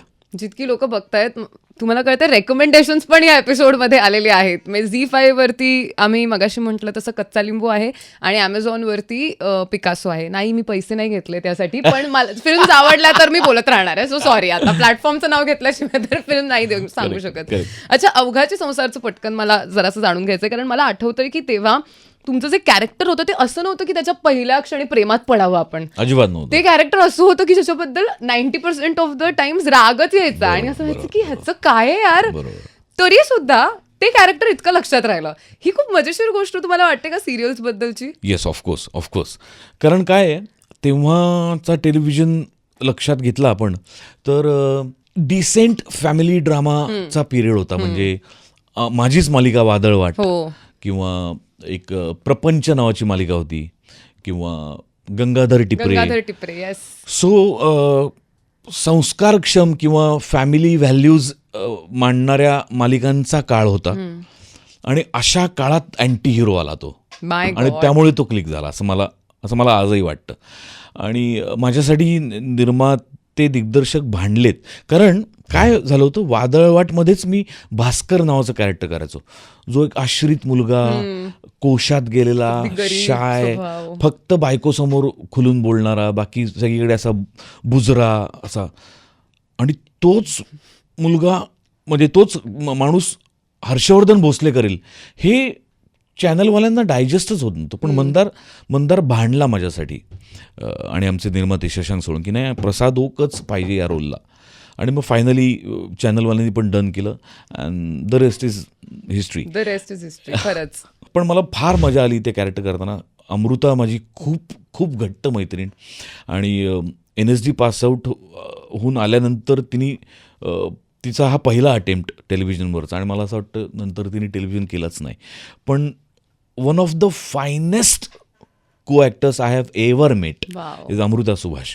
माझी खूप लाडकी, खूप घट्ट मैत्रीण आणि उत्तम आर्टिस्ट, उत्तम को आर्टिस्ट. आम्ही फार मजा केली. 4.5 वर्ष अवघाचे संसार चालू होती आणि तिला मी ऑनस्क्रीन भयंकर त्रास दिलाय. अर्थात आम्ही बघितलाय तो. आणि तो जेवढा त्रास देणं माझं वाढलं तेवढी हर्षवर्धनची पॉप्युलरिटी पण वाढत गेली. खरंय. काय ते कोड आहे, पण मला असं वाटतं त्याचं संपूर्ण श्रेय मंदार देवस्थळीचं आहे. त्यांनी ते ज्या पद्धतीने डिझाईन केलं कॅरेक्टर, मला फार मजा आली. Harshvardhan Bhosale is a part of my life, म्हणजे major part of my life. कारण कित्येक वर्ष नंतर लोक मला हर्षवर्धन म्हणूनच ओळखत होते. So true. आणि मला असं वाटतं त्या काळातल्या सगळ्या सिरियल्सची ती पुण्याई पण होती की एकतर त्या अजूनही इतक्या सगळ्यांच्या लक्षात आहेत. होय, होय. आणि आता नाही का इंस्टाग्रामवर काही पेजेस असतात जी सिरियलची टायटल सॉंग्स हो, वगैरे हो, मधून मधून हो, टाकतात. तो व्हिडिओ बघितल्यानंतर ज्या लोकांनी ती सिरियल बघितली राहूच शकत नाहीत ते शेअर खरंय, केल्याशिवाय. खरंय, कारण खरंय. Yes, yes. सगळी टायटल सॉंग्स पाठ आहेत, कॅरेक्टर्सची नावं माहिती आहेत, स्टोरी लाईन्स माहिती आहेत, आपण कधी बघितलेली ती सिरियल, तेव्हा मला तुम्ही आवडायचा तेव्हा नाही. एवढं लोकांनी पर्सनली घेऊन ते इतके वर्ष ठेवलंय. आय थिंक अनेक फिल्म्सच्या बाबतीत पण असं घडलं असेल जितकं हे सिरियल्सच्या बाबतीत Actually, झालं की म्हणजे लोकांचा रिकॉल एका वेगळ्याच लेवल. हो हो हो हो. आणि अशा कोरल्या गेल्यात त्या कोरल्या मालिका गेल्यात, खरंय. लोकांच्या मनावर. आत्ता तुम्ही म्हणालात तसं की त्यावेळेला ऑन स्क्रीन हा त्रास खूप वेगळ्या पद्धतीचा होता जो अमृताताईला ते कॅरेक्टर द्यायचं. पण रिअल लाईफमध्ये मंजूताईला तुम्ही काही कमी त्रास देत नाही हे आम्हा सगळ्यांना माहितीच आहे आणि हे तिनेही सांगितलेलं आहेच. म्हणजे तिच्यावरती प्रँक्स असो, तिला घाबरवणं असो किंवा प्रत्येक रीलमध्ये तिचा झालेला अपमान असो, अशा सगळ्या गोष्टी तर आहेतच. पण जोक्स अपार्ट, एक पार्टनर जेव्हा एक प्रोफेशनली पण तुमच्यासोबत काम करत असतो, तर मंजूताईची एक प्रोफेशनल म्हणून अशी कोणती गोष्ट आहे जी तुम्हाला असं वाटतं की तुम्हालाही ती अजून जमलेली नाही आहे, आणि पर्सनली एक माणूस म्हणून अशी कोणती गोष्ट आहे, असा कोणता गुण आहे जो तुम्हाला वाटतं की कधीतरी मला हा गुण जमला पाहिजे? मला तिच्यासारखं माणसं जोडणं जमलं पाहिजे. ती फार माणसं जोडते. माझा चेहराच इतका उर्मट आहे, उद्धड आहे की लोकांना असं वाटतं हा उद्धडासारखं बोलणार. आणि मी बोलायचो पण बरेच वर्ष. Honesty guys. पण माझ्या स्वभावामुळे मी पटकन कनेक्ट नाही होत. जोपर्यंत समोरचा माझ्याशी येऊन बोलत नाही तोपर्यंत मी नाही बोलत. हे अजूनही आहे. नाही, आता बऱ्यापैकी बदललं. मंजुरीच मला बदलवलं खूप. पण तिच्यासारखं माणसं जोडणं मला जमलं पाहिजे माणूस म्हणून, असं मला वाटतं. नंतर त्याला त्रास, म्हणजे तिला त्याचा त्रासही होतो बरेचदा, पण तिच्या रक्तातनं ते काही जात नाही. कुणाला दुखवू नये, कुणासाठी जे पाहिजे ते करावं आपण आपल्या परीने. हा तिचा स्वभाव फार मला आवडतो. आणि प्रोफेशनली म्हणशील तर कमिटमेंट, भयंकर कमिटमेंटची पक्की आहे ती. आणि ते मला फार आवडतं. म्हणजे तिने जर एखाद्याला 3ची वेळ दिली असेल तर जगाची उलथापालथ झाली तर ती 3ला तिकडे जाणारच. मला जर का 3ला तिथे पोचायचं आणि तू मला म्हणालीस समजा की प्रसाद जरा खूप इम्पॉर्टंट इंटरव्ह्यू आहे तर तू प्लीज 2 वाजता ये, तर मी विचार करतो 2ला मी तुझ्या स्टुडिओत आलो लोअर परेलला तर मी अंधेरीला 3 वाजता पोचूच शकत नाही. मग मी त्या माणसाला फोन करून त्याला कन्व्हिन्स करायचा प्रयत्न करतो की 1 तास पुढे आपली मीटिंग गेली तरी आपलं होणार आहे काम, पण तिला तो आजच इंटरव्ह्यू रेकॉर्ड करायचा आहे तर प्लीज 1 तास ॲडजस्ट कर ना प्लीज. मग मी तुझ्याकडे येतो आणि मग मी तिकडे जातो. पण ती म्हणते नाही, मी 3ची त्याला वेळ दिली, तू इंटरव्ह्यू उद्या कर किंवा तू आधी कर इंटरव्ह्यू. ही तिची फार वेळेची फार पक्की आहे, भयंकर पक्की आहे की दिलेलं काम दिलेल्या वेळेला झालं पाहिजे म्हणजे झालंच पाहिजे आणि ती करतेच. बरं, माझ्यासारखं तिची जी व्यवधानं आहेत ती खूप आहेत. Right. तिला घर पण बघायचं आहे, तिला मयंककडे पण बघायचं आहे, तिला मस्कराकडे पण बघायचं आहे, तिचा ब्रँडही आहे. तिचा ब्रँडही आहे त्याचं पण तिला बघायचं आहे, दागिना. तिची व्यवधानं खूप आहेत. त्या मनाने माझं एक फक्त Kalakshetra. So she is great. तिला तुम्हालाही बघायचंय. हेही एक खूप Actually, महत्वाचं आहे. actually. हे कसं आपण विसरू शकतो. पण हे झालं मंजूताईचं. सर, तुमचेही एक कलाकार म्हणून असे काही आपले एथिक्स असतात ज्याच्यासोबत आपण जनरली तडजोड करत नाही, मग आपण कुठेही काम करत असू तरी. तर तुमच्या बाबतीत मग असे कोणते वर्क एथिक्स आहेत किंवा एक माणूस म्हणून अशा काही गोष्टी आहेत ज्या असतातच when it comes to you? Commitment. मी एकदा त्याला कमिट केलं एखाद्याला एक प्रोजेक्ट, मग जीव गेला तरी मी ते प्रोजेक्ट करणारच. काही झालं तरी करणार, कितीही अडचणी येऊ देत. किंवा मी डेट बाउन्स नाही करत. एकदा मी डेट दिली की मग मी घरी बसतो रिकामा, पण मी ती बाउन्स नाही करत डेट. दुसरं म्हणजे मला राग येतो समोरच्यानी जर का कमिट केलेल्या गोष्टी केल्या नाहीत. समोर जर का म्हटलं असेल की मी तुला दादा 1 तारखेला स्क्रिप्ट देतो, मी 1 तारखेपर्यंत वाट बघतो. 1ची 2 तारीख झाली की मी अस्वस्थ व्हायला लागतो. 3ला मी सरकायला लागतो. 4 तारीख उजाडली की माझा कंट्रोल जातो. मग मी त्याला वाटेल ते बोलतो की तू कमिट केलं होतंस ना 1 तारखेला, माझे त्याच्यावर प्लॅन्स आहेत पुढचे. मग माझा तिळपापड व्हायला लागतो. पण आता मी खूप कोपअप करायला शिकलोय. पण कमिटमेंट हाच माझ्याबद्दल मला सांगता येईल की जे दिलंय मी, शब्द दिला की शब्द दिला, विषय संपला. मग काहीही होऊ दे, जगाची उलथापालथ होऊ दे. मी प्रोजेक्टचं नाव नाही सांगत, एक महत्त्वाचं प्रोजेक्ट केलं मी 2 वर्षापूर्वी, आणि बरोबर ते प्रोजेक्ट स्वीकारल्यानंतरच मला 2 खूप मोठ्या हिंदी वेबसिरीज आल्या, प्रचंड मोठ्या, ज्या गाजल्या, ज्याच्यातनं माझं नाव पण अजून चांगलं झालं असतं, मला खूप छान पैसे मिळाले असते मे बी. पण मी त्या नाही केल्या, कारण मी त्या सगळ्या तारखा त्या प्रोजेक्टला कमिट केल्या होत्या. दुर्दैवाने त्या तारखांना ते प्रोजेक्ट झालं नाही. पण it is a part of a game. Me commit केलंय, माझ्यासाठी विषय संपला. पण इकडे आम शुअर पेशन्सचा पण खूप खेळ आहे ना. ऑफकोर्स आहे. आणि ते स्वतःला कन्व्हिन्स करणं की, कारण नॅचरली तुमचा पहिला इन्स्टिंक्ट तर हाच असतो ना की मला तर काम करायचं आहे, आणि आता मी हेही नाही आणि तेही नाही, आणि आता मी, and frustration is the only way out, कारण तुम्ही तुमच्या हातातच नाही आहेत कोणत्या गोष्टी. तर हा सवयीचा भाग आहे over the period of time. Yes, of course. पूर्वी माझी खूप चिडचिड व्हायची. आता मी त्यातनं असं समजावायला लागलोय की मे बी हा वेळ देवाने तुला तुझ्यासाठी दिलाय. तुला खूप दिवस काही वाचता आलं नाही तर वाच, तुझी खूप नाटकं बघायची राहिली तर बघ, तुला खूप चित्रपट बघायचे बघ, तुला या माणसांना भेटायचं राहिलं, कित्येक माझे जुने मित्र आहेत पुण्याचे, त्यांना भेटता नाही जा भेट. सो तो वेळ माझ्यासाठी आहे असं मी समजूत घालतो स्वतःची, आणि तसं वागतो. मग राईट. हास्यजत्रेबद्दल जर मी बोलले नाही तर मला असं वाटतं लोक मला ब्लॉक करतील सगळ्या सोशल मीडिया प्लॅटफॉर्म्सवरून. मला हे विचारायचं आहे, एकतर कमाल कार्यक्रम आहेच, म्हणजे हे जगजाहीर आहे लिटरली, कारण तुम्ही जगात पोहोचलेला आहात. हास्यजत्रेचे दौरे सुद्धा होत आहेत. हास्यजत्रेमधल्या वेगवेगळ्या लोकांना आम्ही वेगवेगळ्या चित्रपटांच्या माध्यमातून किंवा सिरीजच्या माध्यमातून किंवा यूट्यूबच्या काही कॉन्सेप्च्युलाइज्ड व्हिडिओजच्या माध्यमातून सुद्धा जेव्हा बघतो, तेव्हा असं वाटतं की रे आपली कोणीतरी माणसं आता एक स्टेप वरती गेली आहेत किंवा एक स्टेप पुढे गेली आहेत असं वाटतं. तिथे जो विनोद तुम्ही एक्सपिरियन्स करता त्यांनी तुम्हाला किती रिफ्रेशिंग वाटतं एक माणूस म्हणून? अरे प्रचंड. माझं मागच्या जन्मीचं खूप काहीतरी मोठं पुण्य असणार म्हणून मी त्या कार्यक्रमात आहे. ती जी टीम आहे, त्याचे जे कॅप्टन आहेत, सचिन मोटे, सचिन गोस्वामी आणि अमित फाळके, एक तर ही 3 माणसं प्रचंड पॉझिटिव्ह आहेत, प्रचंड पॉझिटिव्ह. आणि अमित फाळकेचा तर संबंध चॅनलशी आहे, पण सचिन मोटे, सचिन गोस्वामी यांनी अनेक पिढ्या घडवल्या आहेत. अनेक वर्ष विनोद त्यांच्याबरोबर राहतोय, ते विनोदाबरोबर राहत आहेत. त्यामुळे जसे ते वाढत आहेत तसा विनोदही त्यांच्या सोबतीने वाढतोय. आणि ते एकमेकांना सतत काहीतरी देत असतात. एक शुद्ध विनोद आणि गोस्वामी मोटे यांची खूप घट्ट मैत्री आहे, आणि ती रिफ्लेक्ट होते तिथल्या परफॉर्मन्समध्ये. सो तुला कधी असा विनोद हास्यजत्रेत दिसणार नाही जो तू फॅमिलीबरोबर बसून बघू नाही शकत. शुद्ध विनोद आहे, श्रीमंत विनोद आहे, त्याचे प्रकार वेगवेगळे असतील, त्याच्या भाषा वेगवेगळ्या असतील, पण त्याचा दर्जा सुटलेला तुला कधी दिसणार नाहीत. ते काम गोस्वामींनी आणि मोटेंनी कन्सिस्टंटली केलेलं आहे. सो मी फार भाग्यवान समजतो स्वतःला त्या खुर्चीत बसून. एक दिवस त्याचं शूटिंग केलं की पुढचे 15 ते 20 दिवसाची एनर्जी मिळते. Wow. I tell you.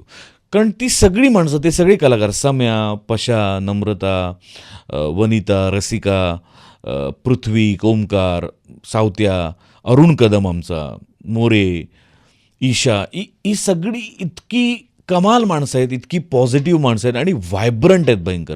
So एक अख्खा दिवस त्यांच्याबरोबर तू घालवशील ना, तू ये एकदा हास्याच्या तरी साईटवर आणि तू एक्सपिरियन्स कर स्वतः. I would love to. Yes, please please. अरे असं फ्रेश व्हायला होतं. म्हणजे त्याचं कधी कधी शूटिंग संपायला आम्हाला प्रमोशनसाठी कोणी आलेलं असतं. मग समजा त्या प्रमोशनच्या मध्ये समजा 3 हिरोईन असतील तर अरे बापरे, प्राजक्ता, सई आणि त्या 3 हिरोईन्स ज्या कोणी आल्या असतील त्या 5 बायकांच्या मेकअपला खूप वेळ लागतो. त्यामुळे शूटिंग संपायला कधी कधी 11:30, 12, 12:30 वाजतात. पण तरीसुद्धा थकवा येत नाही, कणभर थकवा येत नाही. कारण ते वातावरण असं भारलेलं असतं, प्रसन्न असतं, पॉझिटिव्ह असतं खूप. तू प्लीज ये. 100%. पण आम्ही जसं हास्य जत्रेचे एपिसोड्स, माझ्या घरी तर म्हणजे असं आहे, हा रूल आहे की आम्ही एक एपिसोड बघितल्याशिवाय झोपत नाही. म्हणजे टीव्हीवरती झाल्यानंतर फोनवरती आहे. म्हणजे पडल्यानंतर अगदी आपण असं होईपर्यंत एक सतत चालू खूप असावं ते. लोक हे आहे. बघतात, आणि खूप. असं मी अनेक ठिकाणी अनेक लोकांना हो, हास्य जत्रा बघताना हो. बघितलं. म्हणजे अगदी डेंटिस्टकडे बाहेर वेटिंगमध्ये लोक हास्य जत्रा बघतायत वगैरे. हे खूप फनी आहे. जिथे दातांवरतीच काम करायचं, जिथे दात काढत लोक बाहेर बसलेले असतात. पण तुम्ही पण असं मध्ये मध्ये हास्य जत्रेचे एपिसोड बघता? हो, बघतो ना. कारण मंजू रेग्युलर बघते. अच्छा. हां, आणि त्यावेळेला मी घरी असेल तर मी बघतो. त्यानिमित्ताने मला ते एक शिकायला मिळतं की तुला स्टेजवर दिसताना स्किट कसं दिसतंय आणि ते गोस्वामींनी एडिट करून कसं लावलंय. हो, तो एक खूप महत्वाचा भाग हां, आहे. फार इंटरेस्टिंग भाग आहे. किंवा एखाद्या स्किटला माझी पूर्ण कमेंट लावली असेल तर मी विचार करतो आज पूर्ण कमेंट काय लावली, मी काय चांगलं बोललो, ते मला रिपीट करायला हवं. किंवा एखाद्या स्किटवर मी माझी कमेंट लावलीच नाही तर मी आठवतो मी काय बोललो होतो, ते किती इतकं वाईट का होतं की त्यातलं काहीच नाही लावलं. मग मी त्याच्यावर विचार करतो. So it's a learning process. पण मी बघतो एपिसोड खूप. पण आय एम शुअर की जितके लोक हास्य जत्रेचे फॅन्स आहेत त्यांच्याकडून इतके आशीर्वाद या शोला मिळतात 100% आणि इतक्या शुभेच्छा मिळत आहेत की त्याची काही तुलनाच नाहीये. आणि मला असं वाटतं त्या आशीर्वादांच्या आणि त्या शुभेच्छांच्या जोरावरती तुम्हाला सगळ्यांचे खूप खूप वेगवेगळे प्रोजेक्ट्स होत आणि ते सक्सेसफुलच होतील. कारण इतकी पॉझिटिव्हिटी सतत सगळ्यांकडून Correct. तुम्हाला मिळते. Correct. Plus at the same time रिकॉलही आहे. तुम्ही इतके आमच्या घरातले आहात की तुमची फिल्म आली म्हटल्यानंतर आपल्याच कुठल्या तरी माणसाचं काहीतरी आलं म्हटल्यानंतर बघायला जाऊ का असा प्रश्नच नसतो की बरोबर. आपण जातो स्वाभाविकपणे बघायला. शेवटचे 1-2 प्रश्न सर. जसं मगासपासून आपण बोलतोय, मला हे विचारायचं आहे की हा पूर्ण प्रवास जो आहे रोज काम करताना अर्थातच असेही दिवस येत असतील जिथे तितकं छान वाटत नसतं किंवा आपलं काहीतरी बी नसलेलं असतं किंवा ती एनर्जी नसते जी काल होती वगैरे वगैरे. आणि अशा वेळी कदाचित कोणत्या तरी शक्तीवरती जेव्हा आपला विश्वास असतो तेव्हा आपल्याला मदत होते. मग तो निसर्ग असेल, देव असेल, युनिव्हर्स असेल, पॉझिटिव्ह एनर्जी असेल. तर तुमच्यासाठी कोणत्याही गोष्टीवरती माणूस, व्यक्ती, थॉट, कॉन्सेप्ट काही यू टेल मी, श्रद्धा असण्याचा किती मोठा भाग आहे? प्रचंड मोठा भाग आहे, प्रचंड. माझी गणपतीवरती प्रचंड श्रद्धा आहे, भयंकर आहे. माझा दिवस त्याला नमस्कार केल्याशिवाय सुरू होत नाही आणि झोपायच्या आधी त्याला नमस्कार केल्याशिवाय माझा दिवस संपत नाही. मला जेव्हा मी लालबागच्या राजाचं दर्शन घेतो किंवा जेव्हा मी आमच्या दगडूशेठ हलवाईचं दर्शन घेतो किंवा मी जिथे राहायचो पुण्यात त्या गल्लीच्या कॉर्नरला आमचं खूप जुनं मंडळ आहे, निंबाळकर तालीम सार्वजनिक गणेशोत्सव म्हणून. या 2-3 मूर्त्या मी जेव्हा बघतो ना, मला असं बघत राहावंसं वाटतं. आणि ती मूर्ती आहे गणपती, ती काहीच करत नसते, पण ती काही करत नसताना ती एवढं काही करत असते. खळबळ माजवते ती, खळबळ. आणि ती मलाच एक्सपिरियन्स करता येते. पण मला फार काय म्हणूया, खूप शांतता वाटते जेव्हा मी गणपतीकडे बघतो एकाग्रपणे. ते माझं श्रद्धास्थान आहे, ती माझी शक्ती आहे आणि तो बघतोय माझ्याकडे कॉन्स्टंटली असं मला फार वाटतं. I am sure. आणि ते आशीर्वाद दिसतायत सुद्धा कामांमधून, त्यामुळे ग्रेट. शेवटचा प्रश्न सर, की अनेक लोक अर्थातच कौतुक करत असतात, म्हणजे प्रेक्षक तर तुम्हाला वेगवेगळ्या ठिकाणी येत असतील. आपण धर्मवीर भाग 2च्या म्युझिक लॉन्चला भेटलो, इतकी छोटी छोटी शाळेतली मुलं इतकी एक्साइट झाली तुम्हाला बघून, आणि त्यांना स्वाक्षरी हवी होती. म्हणजे मी एकदम पुलंच्या कथाकथनामध्ये वगैरे गेले की ओ अजूनही लोक स्वाक्षऱ्या घेत आहेत, आणि लहान मुलं अशी तात्कळत उभी होती की सर आहेत का वगैरे, आणि इतकी गोड दिसत होती ती सगळी मुलं. ह्या सगळ्या अर्थातच कॉम्प्लिमेंट्स आहेत. पण अशी एखादी कॉम्प्लिमेंट सर जी एखाद्या टॉनिक सारखी आहे, म्हणजे कधीही तुम्हाला ती आठवते, आणि जेव्हाही आठवते तेव्हा एक वेगळं बळ मिळतं. कोणीही दिलेली असेल, कोणत्या या क्षेत्रातल्या व्यक्तीची असेल, किंवा एखाद्या अगदी सामान्य ऑडियन्सपैकी कोणत्या एखाद्या व्यक्तीची असेल. नाही, वारंवार आठवत ते म्हणण्यापेक्षा आत्ता अत्यंत ताजी असलेली Yes. कॉम्प्लिमेंट मी तुला सांगतो. आणि म्हणजे जवळपास देव तुझ्याशी बोलला तर कसं वाटेल तुला, तसं वाटलं मला. मी आपला जेव्हा ट्रेलर लॉन्च झाला धर्मवीर भाग 2चा, तेव्हा स्वतः माननीय मुख्यमंत्री एकनाथजी शिंदे त्यांच्या भाषणात असं म्हणाले की पहिल्या भागाचा जेव्हा लुक लॉन्च झाला होता तेव्हा मी प्रसादजींना पाहिलं आणि मी पायाच पडलो त्यांच्या. त्यांनी कामच असं केलं आहे की त्यांच्या पाया पडावं. हे शब्द माझ्यासाठी फार मोलाचे आहेत, की ज्यांनी दिघेसाहेबांना इतकी वर्ष पाहिलं आहे, त्यांच्याबरोबर राहिलेत, त्यांच्या संस्कारात वाढलेत, त्यांच्या विचारधारेवरती ते आजही काम करत आहेत. त्यांच्या तोंडून आपल्या कामाचं कौतुक ऐकताना मन भरून आलं. आणि त्याच्यानंतर मला 2 शब्द बोलायला सांगितले, आणि ते 2 शब्द बोलून मी माझ्या खुर्चीवर जात असताना अशोक मामांनी माझे दोन्ही हात पकडले आणि मला म्हणाले की मी पाहिला आत्ता ट्रेलर, आणि काहीतरी तू पहिल्या भागापेक्षा वेगळं केलं आहेस प्रसाद. मला अख्खा पिक्चर बघायला लागेल नक्की तू काय वेगळं केलं आहेस सांगण्यासाठी, पण काहीतरी वेगळं केलं आहेस, मजा वाटते, कीप इट अप. तर मला असं वाटलं की बाप्पाच बोलतो आहे माझ्याशी, माझे देव आहेत हे. निळू फुले काय, विक्रम गोखले काय, अशोक सराफ काय, यांनी इतकं शिकवलं आहे इतकी वर्ष. आणि त्या मंचावरती जिथे माझा ट्रेलर लॉन्च होतो आहे त्या मंचावरती अशोक सराफांसारखा माणूस माझे हात पकडून मला म्हणतो आहे काहीतरी वेगळं केलं आहेस तू, मला पिक्चर बघायला लागेल तू काय केलं आहेस सांगायला. मला इतकं भरून आलं, आणि इतकं बळ आलं मला त्या शब्दांनी की मला बोलता येत नाही मला खरंच. आणि त्यांनी त्या ट्रेलरमधनं तो पॉइंट पकडला त्यांनी. त्यांना तेवढं पुरलं हे जाणून घ्यायला की शेवटी बाप ॲक्टर आहे, म्हणजे काय त्यांच्या ॲक्टिंगबद्दल मी काय बोलणार, कोण बोलणार, पण त्यांना जे हेरायचं आहे ते त्यांनी बरोबर हेरलं, आणि ते बरोबर मला सांगितलं की तू काहीतरी वेगळं केलंस. वाव यार, मला आत्ताही बोलता येत नाही काय खरंच. खूपच कमाल आहे. आणि एवढ्या कमाल माणसांचे आशीर्वाद या फिल्मला मिळालेले आहेत, तर मला काही शंकाच नाही आहे की ही फिल्म पुन्हा एकदा वेगवेगळे रेकॉर्ड्स मोडेल आणि नवीन क्रिएट करेल बाकीच्या फिल्मसाठी. सर जाता जाता दिग्दर्शक तुम्ही आहात, तर हा प्रश्न मी सगळ्या दिग्दर्शकांना विचारते की जर आपण एक अशी फॅन्टसी सिच्युएशन इमॅजिन केली जिथे ना बजेटचा काही प्रॉब्लेम आहे, ना कोणी तुम्हाला काहीही ओपिनियन्स देत नाही आहे, आणि तुम्हाला सांगितलं की जा एक चित्रपट कर, तर कोणत्या जॉनराचा पिक्चर करायला तुम्हाला आवडेल? ऐतिहासिक. वाव. महाराजांवरचा प्रश्नच नाही काही. म्हणजे जर निर्माता मला म्हटला बजेटची चिंता करू नको, वाटेल ते, तर ऐतिहासिक चित्रपट प्रश्नच नाही काही. Sir we are looking forward. असं हो लवकर. आणि धर्मवीर भाग 2साठी खूप शुभेच्छा. आय एम सो शुअर की असे अनेक चित्रपट आहेत, म्हणजे हे काहींची तर नावं आपण आजच्या भागामध्ये घेतली, असेही काही असतील जे इन प्रोसेस आहेत, असेही काही असतील जे अजून अनाऊन्स व्हायचे आहेत, पण खूप फिल्म्स आहेत, एवढं नक्की आहे. तर त्या सगळ्या फिल्म्सचं सगळं छान होऊ देत, आणि ते प्रमोशन करण्यासाठी पण तुम्हाला खास बळ मिळो, एक वेगळं ग्लुकॉन डी तुम्हाला मिळो त्यासाठी. आणि या चित्रपटासाठी खूप शुभेच्छा. आपण पुन्हा भेटत राहू, कारण इतक्या फिल्म, एकदा मला असं वाटतं या सगळ्या फिल्म्सना घेऊन पण एक एपिसोड केला पाहिजे ज्यात आपण फिल्म्स बद्दल बोलू, कारण कच्चा लिंबू बद्दल बोलायला इतकं काय आहे. मी किती एका ह्याच्यामध्ये खरंच बोलूया खरंच. माझ्या डिरेक्शन ओरिजिनल सगळ्या एफर्ट्सबद्दल पण बोलू शकतो आपण. कच्चा लिंबू, हिरकणी, चंद्रमुख, कारण तिन्ही कम्प्लीट वेगळ्या जॉनरच्या फिल्म आहेत. वडापाव कम्प्लीट वेगळ्या जॉनरची फिल्म आहे.